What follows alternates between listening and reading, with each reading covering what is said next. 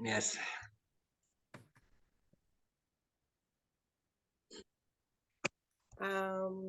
Hello, everybody. Thank you for tuning in for another session. And hi, Fabian. Hi, Keshin. Nice to see you. Okay. Another suggestion about topics today is talk about the Dhamma. So Dhamma with a little d is meaning all phenomenon in existence is Dhamma. But I want to address Dhamma with the big D is the Buddhist teaching. And I'm seeing a lot of people do, which include me, is in the beginning we learn about the teaching, and it seems like we are very dissociate from it. It's like there's me here and I'm learning about something, right? But actually, if you think about it, we are the living Dhamma. Okay, when we learn mindfulness and we in the present and we are being mindful, then we are the Dhamma, right? We are this walking, breathing, living Dhamma. And when we are teaching or talking about the Dhamma now, that's another expression of the Dhamma. So in that sense, we keep this very ancient, very old teaching alive. It's like we breathe into this museum. You know that movie about at night the museum animals all come to life. Yeah, I've seen that. Yeah. So it's like that when we meditate, when we are kind, when we are talking, discussing Dhamma, then we breathe life to this very ancient footprint that is left behind.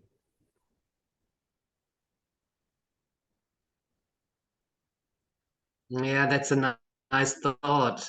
Like, yeah, that also the feelings which come up, you know, like all these monks and noble ones, and even the Buddha himself has experienced, right? So that gives us a certain connection and a more intense relation to the Buddha, Dhamma, and Sangha, for instance, right?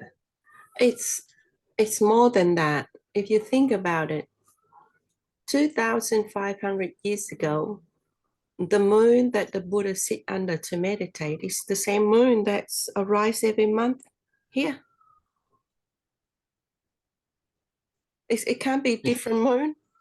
That's right. Right? The earth that he sat on is the same earth. Yeah.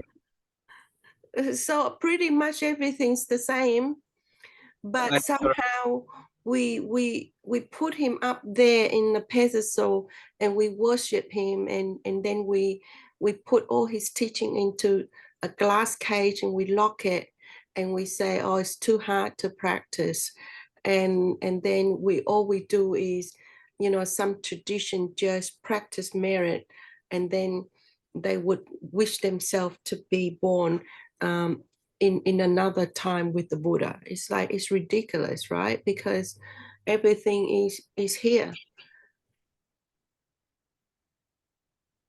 Actually, That's right. Also, this mystifying of the teachings, right? So yeah, like it's something special. You cannot do this, you cannot do that unless you are a monk, unless you are a nun. And yeah, in some traditions, it's yeah, very strict and hidden, and you know, as it would only belong to someone. But yeah, that's very Yeah. interesting what you say. Yeah.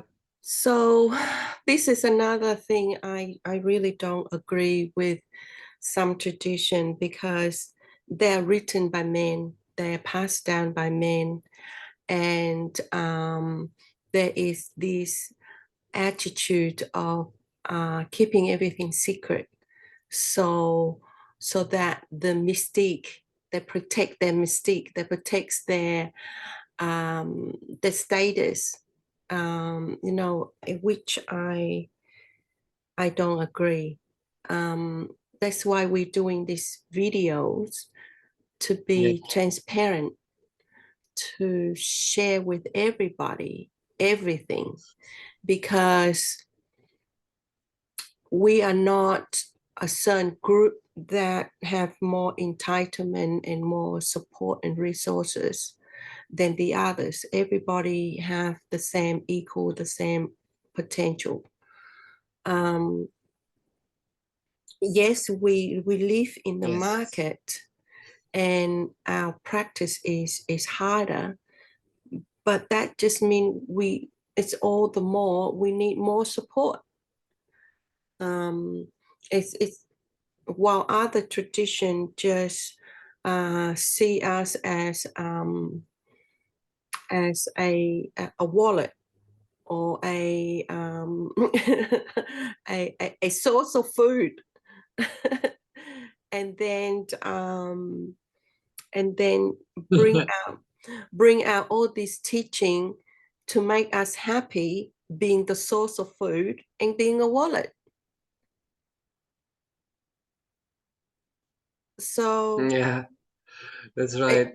yeah, oh, and then they brainwash and condition the people, so that they stay there. um yeah, uh but we become so global now, right? It's well, we are not like once upon a time separate by country. It's like, since now we are digital and cyber, all the more the connection is more, I think, and there is more access for people to learn more. Um, so a person who is living in the market Hmm. um, can practice just as intensely, I think even more intensely, as the monastic, because they don't have time, right? Time is so valuable that when they do have time, they put 100% in it, right? While monastic, they have this attitude that they have all their Hmm. whole life, and so they just take it slow and procrastinate. Um, yeah. So yeah, just a quick observation. It's not it's not an attack or anything on any group. It's just an observation that mm, I experience, I see, and I share.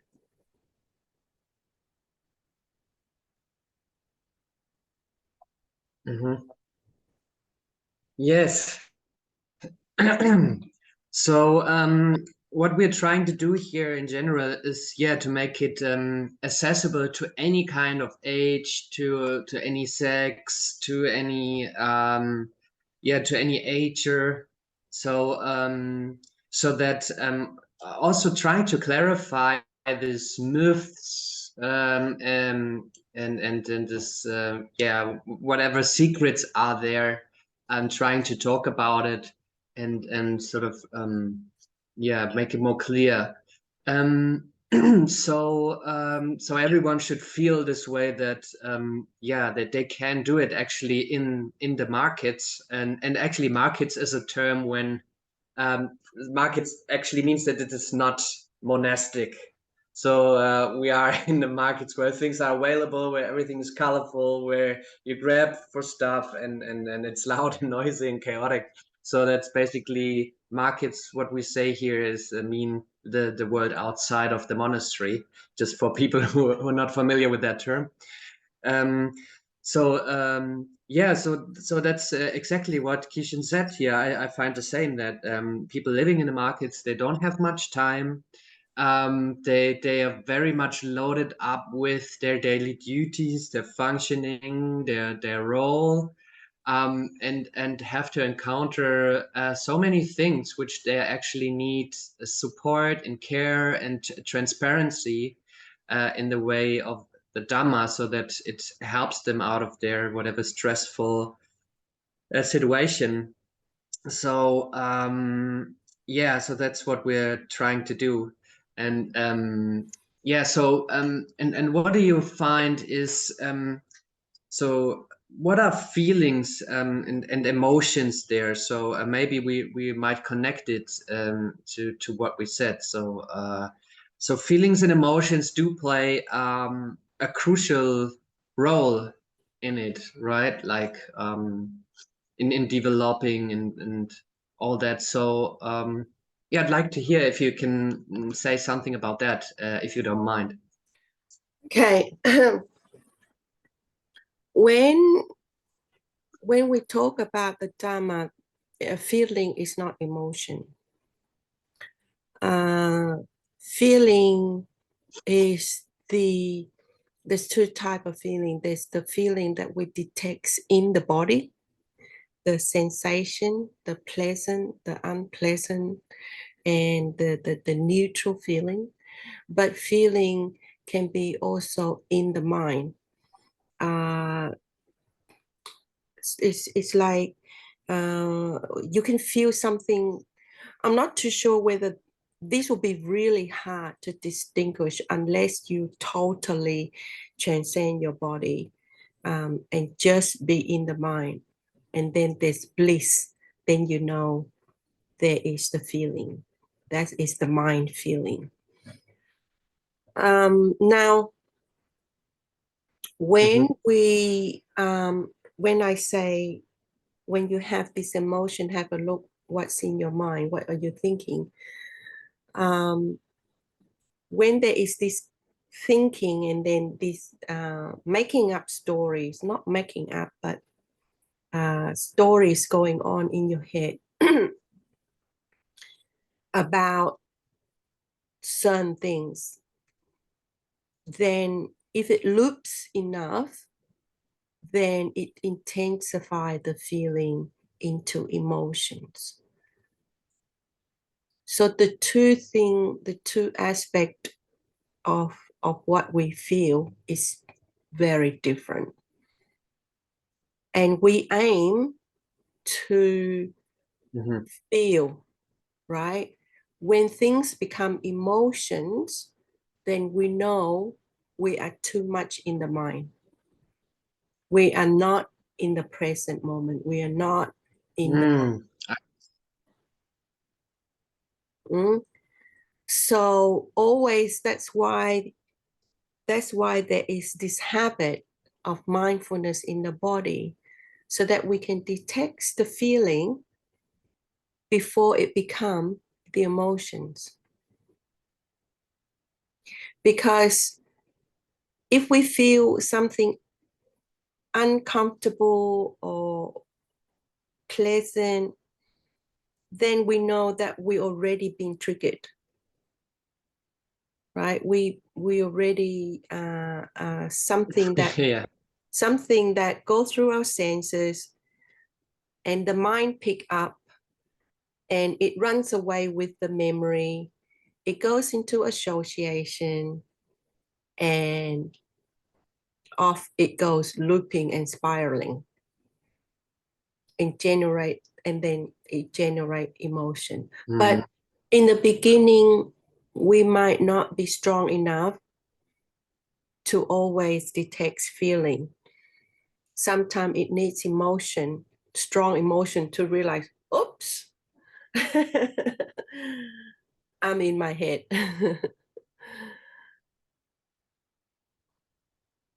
That's right. Yeah. Yeah. So can you generalize and say, or would you generalize and say that actually emotions are useless, or like emotions are bad? I won't label anything bad because it's have a very negative term. Uh, Emotions Hmm. um, is a bell. It's a very strong bell. It's actually the alarm. The feeling is like a little bell. Little bell that the kitten would wear. The emotion is like the siren now. It's like woo, woo, woo, woo, woo. It's like, have a look at what's going on in your thinking, in your head. Are you looping? Are you living in the past? Are you spiraling into the future? Are you making up things? There's total distortion there. So that's what emotion does. It's this red alarm that going Yes, yes. going on and give you a warning. So in that sense, it's not bad. If you know what to do with it, things, if you learn, the Yeah, body will tell you. that's correct. Yeah, it's a fantastic simile, actually. And it's quite interesting. Like in the markets, and we're now familiar with that term. There's actually, yeah, it's quite interesting what say media or say promotions trying to do is actually awakening feelings in us in order to whatever buy a project, right? A product, or trying to induce feelings and emotions, so we're more hooked, right? Which is very interesting. So um, it's I think it's a crucial thing to know how we have to deal with the feelings and emotions once they come up, how to address them, how to let go of them, and maybe also deliberately going into one feeling which deliberately causes an emotion, and in order to understand what it actually does to us, right?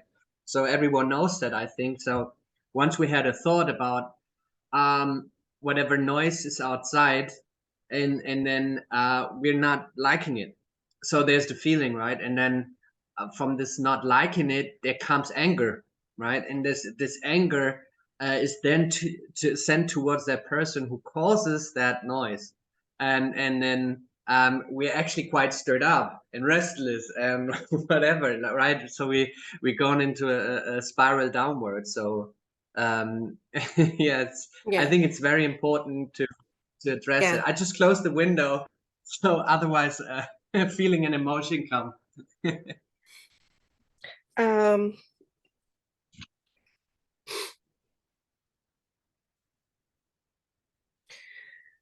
so what I'm hearing in that scenario of a sequence of processes that happen between the body and the mind, you can catch the feeling and all of that happen with the labeling, with the perception. Hmm. So when something go into our ear, it is a sound. That is Hmm. its reality. But when we label it as a noise, then we go into the association of that noise and why we have opinion about it. Yeah, so it already entered the ear consciousness, and as we discussed in a few talks before, sort of the mind consciousness jumps in, and then I like, what kind of noise is it? So it wants to know again, that the consciousness wants to know and wants to be the heir of it. So yeah, Yeah, so it makes a problem out of that sound. yeah. So if we keep reminding ourselves that what we hear is just sound, right? This intensity, that intensity, then if we realize that, then we can relax. and doesn't go into resistance and stories and making up all this suffering for ourselves. It's the same with what's going into our eyes, right? It can just be shades, images, colors. It doesn't have to be my enemy, or it doesn't have to be all these image that would trigger our prejudice, our discrimination, our biases, all of that. So we can keep reminding ourselves, this is image, right? And that can also a counteract for a strong sexual desire, right? A beautiful image, a beautiful person can be reduced down to just shape, color, and shade. Yeah, that's right. So it basically also destroys I mean, it destroys in a way the moment, right? So and sometimes it's not even wished for, in certain whatever situations, and then you get this emotion of lust, right? And then and then you have this feeling and emotion, and all you can think of is then this lustful feelings, right? So but in that moment, actually, you say your boss in a meeting wants you to dive into the topic of whatever that person is presenting, and all you can think is and feel is okay, sensual desire or sexual desire, and then you are in trouble. So yeah, it's actually quite hindering. I mean, the example doesn't have to be so dramatical, but in general, whatever brings you out of a calm and say neutral state, mind stirred up, and then you are in whatever world, right? That's right. So in a sense, feeling or emotion, that is our alarm, right? So it's quite a good detection device to make us pause and say, hey, something going on in my mind. I need to be in the body, because I'm distorting reality here. Yes, yes, yes. I love that one with the alarm clock. So it's a fantastic association, because normally if emotion come up, we either totally hooked and like burn for that emotion and want to have it and this passion and whatever. And then other scenarios, we have an emotion which we totally are enemy with, and whatever, and we don't describe emotion as whatever, we describe emotion as bad and whatever, right? We give it labels, but just to say it's an alarm clock and to use it as a tool in order to come back to the present moment, I find is brilliant. So yeah, thanks for that analogy. So any more question regarding feeling Dhamma?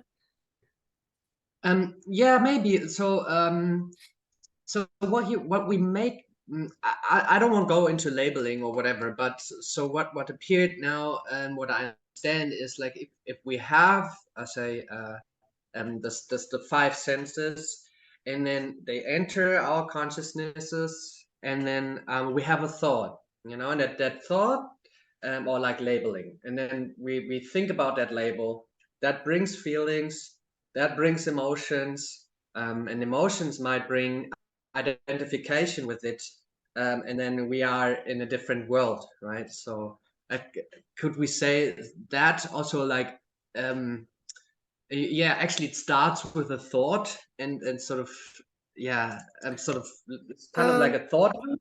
Maybe it's a thought loop, and then there's a feeling loop, which is bigger and more space taken. Then there's the emotion, right? Which you circle around. So it's like all of them feeding, uh yeah, no, feeding itself. it's more like this. Um, your mind is the house.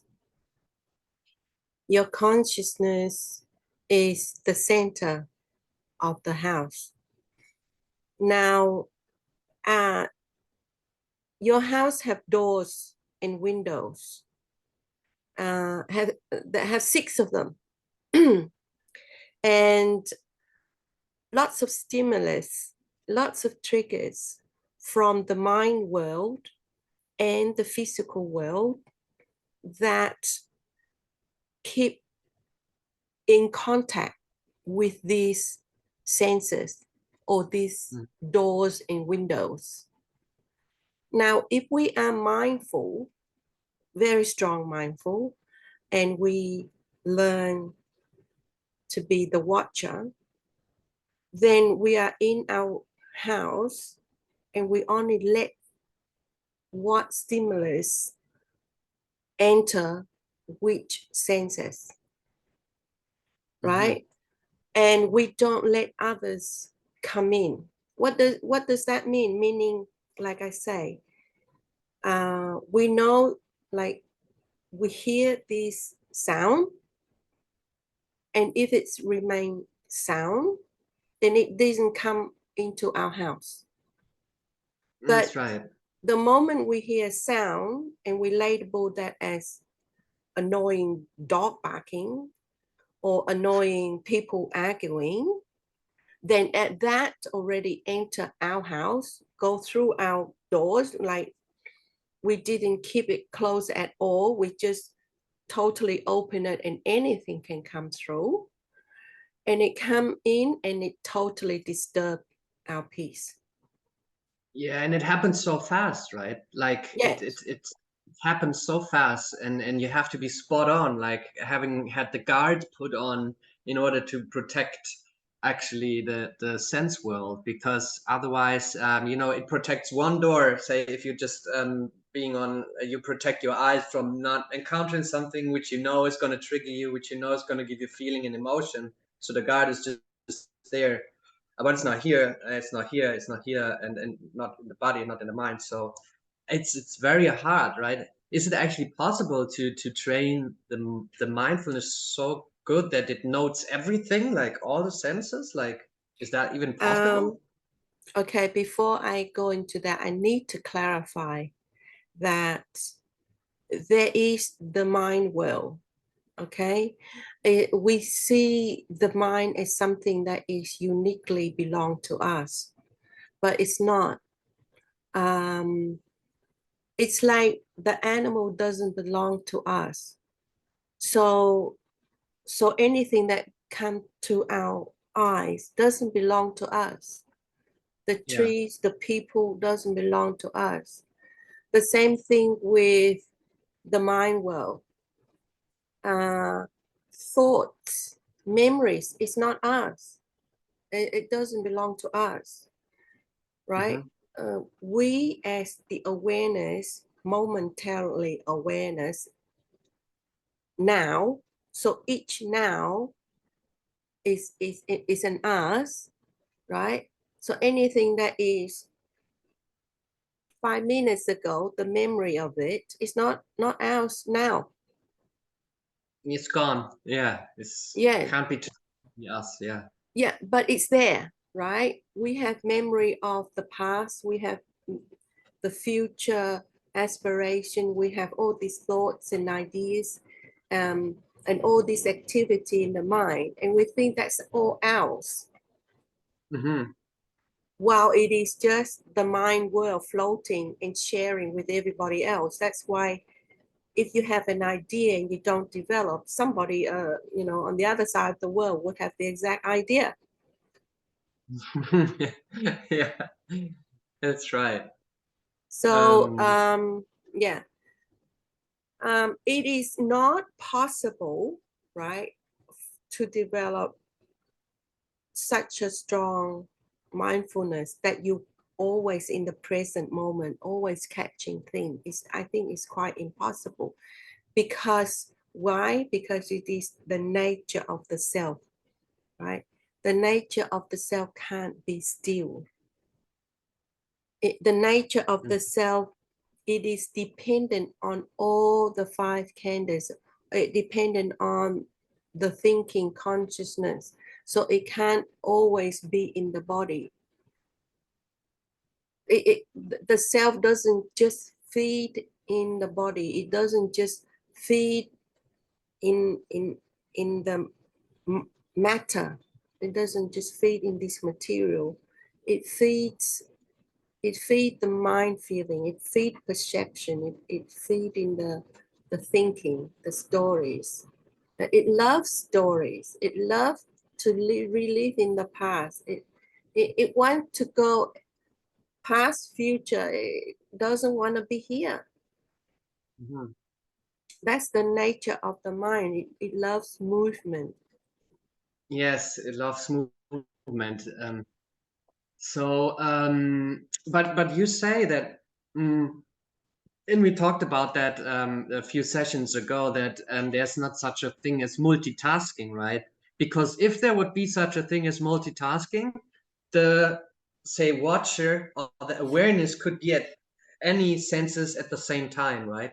But it can only be in a split second in one sense.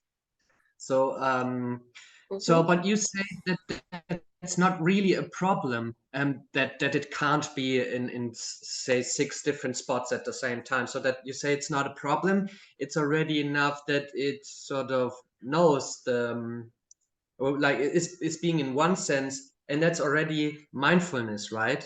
Even though 5 other senses are not really protected or guarded. Is that correct? Like, can you, even though um, say, maintain the clean up state of the house where the consciousness lives in, even though the guard is only at one door, and Yeah, the other, it's they might, it's you know, yeah. unclean the room and whatever, this It's disturb. it's it's it's not so much like that. It's not so much to be at the door. It's quite impossible to be at the door because to be at the door is to be at contact point, at at Hmm. at the contact point of consciousness arising. That's just quite impossible. More practical is to be in the center of the house and see, oh, the alarm, the bell is tinkling. If you have that enough consciousness or mindfulness to realize every time, some shop, you just step through the front door and there's this frog croaking, brrrr, brrrr. Uh, that's their bell, uh, to let the owner know that there is customer, right? If you have that much mindfulness to have this ding ding bell or this baroque frog, then you're Mhm. in such a good space already. Okay, You're okay. you're already quite advanced.